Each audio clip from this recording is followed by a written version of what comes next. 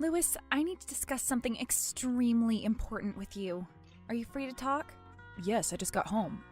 What is it you'd like to discuss? Should we just get on a call? No, please, let's do this over text. I can't bear to hear even a hint of excitement in your voice. Alright, as you wish. So, what is it? Well, you know how I've been feeling strange these last few weeks, as though there was something wrong with me? The thought would have never crossed my mind. I figured it might have just been seasonal flu, but since I wasn't getting any better, my mother thought I should make sure it wasn't something else. So I drove to a pharmacy and purchased a test. I tried several others, but they all came back positive. Just to be sure, you are talking about a pregnancy test, correct? Yes. How is that possible? I had a vasectomy, and even if I hadn't, we've been so careful. Are you sure you aren't mistaken? Well, I've checked a few times. I also booked a doctor's appointment as soon as I found out, but I didn't want to keep you in the dark until then. I'm sorry. Perhaps I should have waited a bit longer. I just thought this way, at least I didn't have to suffer alone. Are you suffering? When I found out, my first instinct was to reach for an antidepressant, but of course I had to stop because I didn't know if that might be harmful in this condition. After that, I figured perhaps chamomile tea might help me calm my nerves. Terrible decision. I was shaking too much and I scalded my hand as I started pouring the water into the cup. So I don't know, am I suffering? You tell me. You burnt your hand? How serious is it? Maybe you should drive to the emergency room. I don't think it's that bad. It looks pretty superficial. Frankly, that's the last thing I'm worried about right now. Alright, I guess I'm just a little confused. I'm certain when we started dating we were both aware that there would always be a possibility of something like this happening, even if we tried our best to avoid it. Right, I know we've only been in a relationship for 3 years, but I'm 31. Everything worked so well before. I just don't understand why it had to happen like this. Why now? Are you home? I could come over and we could talk about this face to face. No, please don't come here. I need some time to think everything over. What's there to think about? We'll just have to fast track some things. We can get married in a small ceremony and you can move in with me. But that's not at all what I want. I'm in my 30s, I'm financially stable, and I care a lot about you, so I will make sure to be the best parent I can be, but I can't do it with you by my side. Remember what we agreed on when we met? In case something like this did happen, we agreed I'd be taking on the responsibilities all alone. No marriage, no moving in together, no financial aid. We can continue dating, but we'll just co-parent as though we were divorced. Well, yes, I remember your conditions, but that was 3 years ago, and back then I assumed if we did become parents by some miracle, you'd change your mind. How could you possibly expect me to change my mind about something as important as this? Some things just aren't negotiable. I expected you to change your mind because I figured over the years you'd have grown to trust me more. Those terms are as puzzling to me now as they were back when you first told me about them. Can you at least explain your reasoning? Because I don't think I'm unfit to be a father. Isn't it obvious? I've told you multiple times, playing house and doting on my husband, that's just not who I am. I'm honestly shocked that you'd suggest something as outrageous as getting married because of the baby. Can you not see how ridiculous that sounds in this day and age? Okay, I know marriage is a touchy subject for you. Maybe we don't have to get married necessarily, but we could still move in together and raise the child as a couple. If we both felt like living together was the right option for us, we'd have done that by now. I'm not changing my mind because of this unforeseen obstacle. Unforeseen obstacle? Really? Well, that's what it is, isn't it? Neither one of us was planning for this to happen. Yet you're willing and ready to go through with this pregnancy and take full responsibility for the child? As I've already mentioned, I'm not getting any younger, and we've known each other long enough for me to believe that you have every necessary characteristic of a good father. If I were looking for a donor, I'd have picked out someone with your physical attributes, education, personal values, and familiar medical history. The fact that I consider you a close friend only strengthens my belief that I can be a good caretaker to this child. What's with profiling me like an emotionless machine? Is that also how you decided I was worth dating? Well, more or less. I can't say you swept me off my feet. It was definitely more of a practical decision than anything else. We're almost the same age in the same socioeconomic class. We've been friends for a few years before dating, and neither of us wanted children. It seemed like a logical choice. I suppose you've never been the romantic type, but do you have to state these things so bluntly? I thought we were happy together. I thought you liked spending time with me and my kids. Was I wrong to believe that? Of course I enjoyed spending time with you and your family. You're one of my best friends, and your twins are adorable, but they've always been your family, not mine. And you've always been more of a friend than a lover. Then what was the point of agreeing to be in a relationship with me? I was heartbroken when my ex told me he'd found someone he was interested in, so I figured I'd try moving on as well. By moving on, you mean finding a rebound, don't you? That's not how I saw it at the time, but in hindsight, I suppose that's what it was. I'm sorry. You've been so good to me, but the truth is, I always believed my child, the one I'd love unconditionally, would be the mixture of myself and the man I was in love with. I'm just a bit disappointed, that's all. That's odd. I could have sworn I'd heard you say you loved me. I do love you. I've just never been in love with you. I like a lot of things about you. I admire a lot of your qualities, and I have been trying to fall in love with you, but no matter how hard I try, it's just not the same. And you didn't think to bring that up sooner? I sincerely believed my feelings could have changed over time, but they didn't. I'm sorry. But you knew I wasn't planning on having any more children. Even if you did fall in love with me, I couldn't have been the father of your child. If you planned on staying with me, why didn't you take more permanent measures to make sure that was never going to be an issue? Did you lie to me about not wanting to have children? Is that it? God, now you're just reopening old wounds. You know that's the reason my past relationship fell apart. I wanted to have a child, but he didn't. It had been selfish for either of us to ask the other to compromise, so we decided to stay friends. In time, I realized I never just wanted a child. I wanted to have a child with him, specifically, and no one else. So, to answer your question, no, it's not that I lied to you. I was never planning on having children with you. It's over, Margaret. We have to put an end to whatever this is. I know. I'll accompany you to the doctor's appointment. Once the baby's born, I'm going to try and get full legal custody. I suspect your sentiments might change drastically after giving birth, so let's discuss the details then. All right. That's all you have to say? You don't mind giving up custody?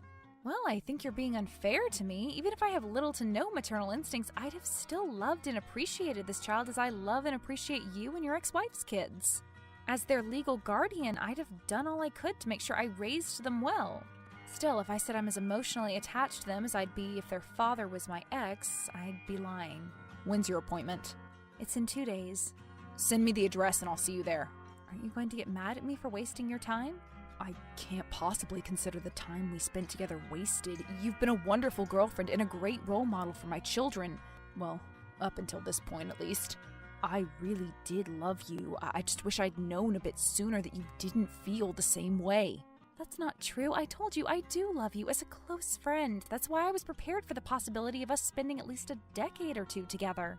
If only I'd met you first, I truly believe I could have fallen in love with you. I don't think there's any point in contemplating the what-ifs right now. What happened, happened. We just need to focus on our plan of action moving forward. That's just what he'd say. You really are alike. You're even the same height. Are you still in contact with him? Do you see him often? My ex-boyfriend? Well, yes, I told you we stayed friends, and I guess, technically speaking, I do get to see him every day. I see. Goodbye, Margaret. I'm sorry.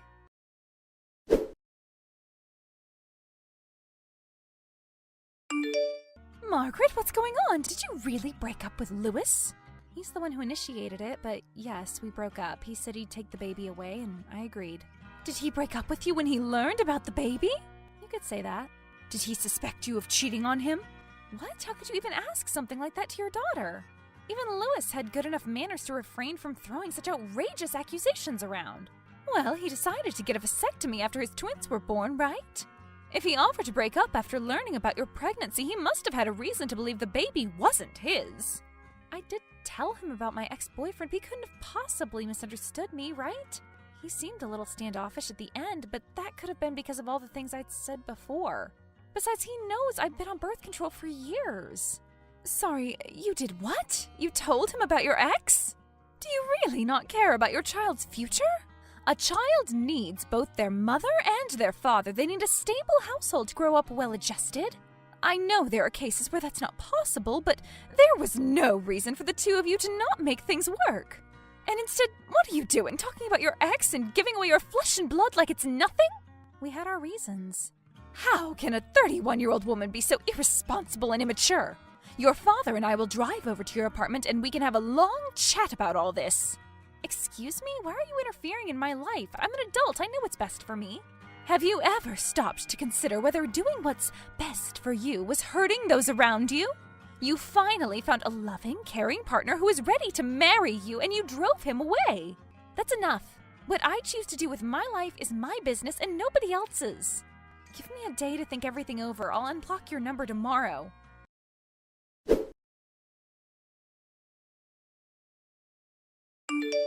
Good evening, Alexander. Could you please send me the recording of today's meeting? I was feeling unwell and I was unable to focus the entire time. Sure, I'll email it to you right away. Are you feeling better now? Well, no. If anything, I just feel worse. If you don't mind me asking, what's wrong? It's nothing. I've just had a splitting headache since this morning. It usually goes away with pain meds, but today I thought I'd tough it out. Do you have any accompanying symptoms? Sudden severe headaches should never be taken lightly. I don't have any other symptoms. Besides, I'm pretty sure it's mostly due to the massive amount of stress I've been under lately. Do you have any tips on how to de-stress and reduce these headaches? You always seem so calm and collected. Well, drinking green tea has always helped to soothe my migraines, but I know you don't particularly enjoy its taste. You know what? I'm willing to give it a try. I've actually found a way to make it taste somewhat bearable. Have you? What is it? Or is it a secret? It's not a secret, but I've heard some green tea lovers deem it sacrilegious. Well, I've heard one person say it. I just add in some lemon juice and honey. I'll have to give it a try sometime. Well, don't blame me if you hate the taste. I found it on some recipe blog. I'm sure it'll be just fine. You've never suggested a recipe I haven't enjoyed. Thank you. I already feel much better. You already made the tea? That was fast. Oh, no, I've just put on the kettle. Alexander, you don't think I'm a horrible person, right? No, of course not. Why would I think that? Did something happen? Lewis and I broke up. I'm sorry to hear that. You don't have to be. I should have done it a long time ago. I didn't have the courage to admit I'd made a wrong decision, so I just kept digging myself into a deeper hole. Is that why you think you might be a bad person? That's part of the reason. I was very unkind to him today. I was feeling so anxious and overwhelmed, I said things I regret saying. Oh, and I had an argument with my mother and blocked her number. I guess I can officially add today to my long list of regrets. It must have been a rough day. I find it difficult to imagine you being unkind to those you care about, but even if that's the case, you're clearly remorseful for what you've said. One doesn't come across that often in malevolent people. If only you knew what I said to him, you'd agree that I'm undeserving of your kind words. Was it something a simple apology won't be able to fix? I don't know. I'm not sure. I just don't want him to hate me for the rest of his life. Lewis must have been a fairly reasonable man for you to stay by his side for several years. People like that don't usually spend their whole lives resenting people from their past. Right, of course. I suppose only unreasonable people like me get hung up on past. I'm sorry, you must be exhausted after work. You probably haven't even had dinner, and here I am venting my frustrations. It has been a long day. I don't think I'll have the time to cook anything, so I was planning on ordering takeout. Well, it's not that late. Why don't we go out to dinner? It'll be easier to tell you the full story in person, too. If you don't mind, that is. Sure, that sounds great. Wonderful. I'll send you the address. All right, thanks.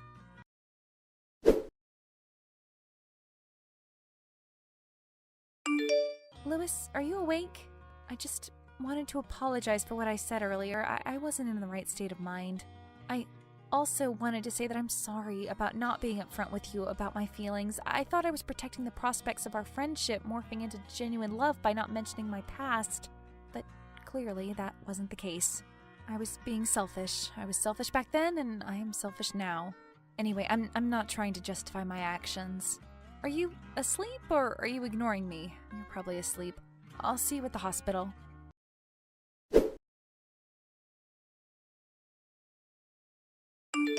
Mom, we've just left the hospital.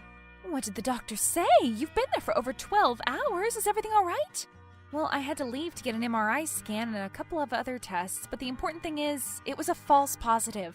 I'm not pregnant. It was just a rare kind of tumor affecting my hormones. What? I know. Isn't that such wonderful news? We've already scheduled the surgery. Hopefully, I can recover without any fatal complications. Are you sure you're all right? Is it life-threatening? How are you going to recover all alone? You're moving back in with us. The doctor said it was a standard procedure. I should be fine. Lewis offered to stay and look after me, but I couldn't bring myself to accept his offer after everything that's happened. So I'll probably have to take you up on that offer. Gosh, Margaret, you gave us such a fright. I know, I was terrified too. But everything's all right now. Well, mostly all right. So, just to make sure, are you and Lewis getting back together? No, we aren't. Right, of course.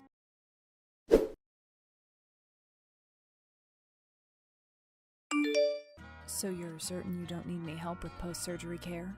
Well, my parents and I have our differences, but they still care about my well-being. I should be fine. Thank you for your kind offer, though. I wholeheartedly appreciate it. Of course, that's what friends are for, right? Right. Actually, Alexander, there's something I've been meaning to tell you. I know the surgery will probably go well, but just in case it doesn't, there was something I needed to get off my chest. What is it? 6 years into the relationship, my ex was diagnosed with a neurological condition that had significantly shortened his lifespan. That's when I first realized that if we had a child, even if he left, a part of him could always be by my side. Of course, I could never tell him the real reason. He'd think I was an awful, selfish person. I just told him I'd changed my mind about having children. Anyway, what I'm trying to say is I'm sorry. I should have been honest with you from the start. It's all my fault. Thank you for letting me know, but now I'm starting to worry you might have downplayed the seriousness of your surgery. Are you sure you'll be all right? Sorry, did that sound too much like a deathbed confession? I wanted to tell you a lot earlier, but on the day I'd mustered enough courage, you told me you were going out on a date, and I just couldn't bring myself to interfere with your new relationship. And then, in a month, you broke up with her. By then you'd already started going out with Lewis. But you are single right now, right? Right. Would you like to change that? Are you asking me out? I guess. I can't do that, not right now. Oh, alright, it was worth a shot. Are we still on for dinner after I've recovered? We could go to your favorite seafood restaurant and have some celebratory lobster. Sure, I'd like that.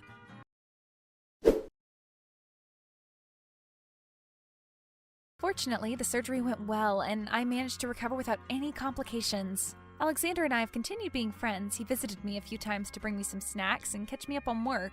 I haven't seen Lewis since that day at the hospital. He called a few times to make sure I was all right and then moved on with his life. I heard he got engaged recently. I wish him and his bride nothing but happiness. As terrifying as this whole experience has been, I think it was actually a blessing in disguise. A wake-up call that helped me reevaluate a lot of my life choices, I suppose. If there's one thing I've learned from all this, it's that it's never too late to stop self-sabotaging.